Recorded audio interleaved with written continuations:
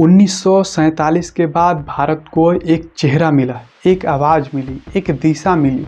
उस चेहरे का नाम था जवाहरलाल नेहरू। आज नेहरू पर या तो अंधी प्रशंसा होती है या अंधा विरोध होता है, लेकिन इतिहास इन दोनों से ऊपर होता है। आज हम नेहरू को भावना से नहीं, तथ्यों से समझेंगे। नेहरू के सामने भारत नहीं था, नेहरू के सामने खंडहर था। विभाजन की चोट, शरणार्थियों की भीड़, खाली खजाना, अनपढ़ जनता, और ऊपर से दुनिया दो हिस्सों में बट रही थी, अमेरिका, सोवियत यूनियन। अब सवाल ये है कि ऐसा समय नेहरू ने क्या सही चुना और कहाँ चूक हुई। सबसे पहले नेहरू की बड़ी उपलब्धियाँ बात करते हैं। नेहरू ने भारत को आधुनिक सोच दी। उन्होंने कहा, देश सिर्फ मंदिरों से नहीं, संस्थाओं से नहीं बनता है। इसलिए बने IIT, IIMS, एम्स बने, वैज्ञानिक अनुसंधान बने, संस्थान बना, प्लानिंग कमीशन बना। नेहरू शिक्षा और विज्ञान को राष्ट्र निर्माण का आधार मानते थे। अगर आज भारत तकनीकी दुनिया में खड़ा है तो उस बीज की बुआई यहीं हुई थी। अब विदेशी नीति की बात करते हैं। नेहरू ने गुटनिरपेक्षता चुनी, ना अमेरिका ना रूस। उस समय यह बहादुरी का फैसला था। भारत किसी का मोहरा नहीं बना, भारत अपनी आवाज़ बना।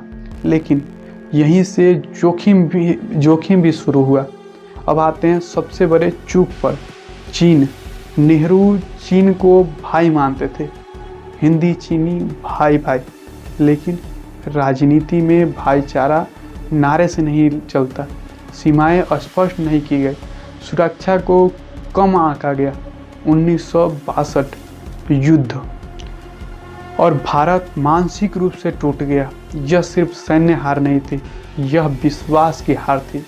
अब कश्मीर 1947, भारत के पास पूरा मौका था, सेना आगे बढ़ सकती थी, लेकिन मामला संयुक्त राष्ट्र ले जाया गया।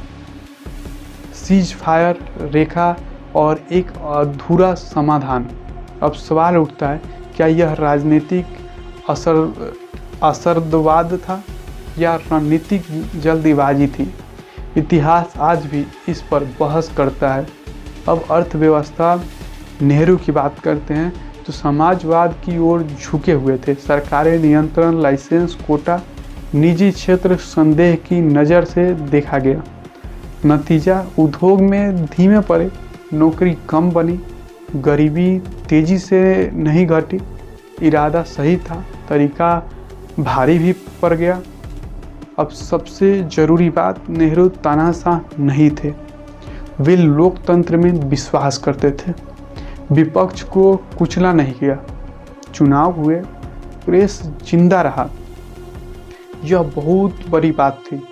कई नए आज़ाद देश इसी दौर में तानाशाही बन गए, भारत नहीं बना। यह नेहरू युग की सबसे बड़ी ताकत थी। अब एक कड़वा सच समझिए, नेहरू बेहद आदर्शवादी थे, और आदर्शवाद कभी कभी ज़मीनी हकीकत से टकरा जाता है। उन्होंने भारत को जैसा होना चाहिए था वैसा देखने की कोशिश की, लेकिन भारत जैसा था वह और ज़्यादा कठोर था।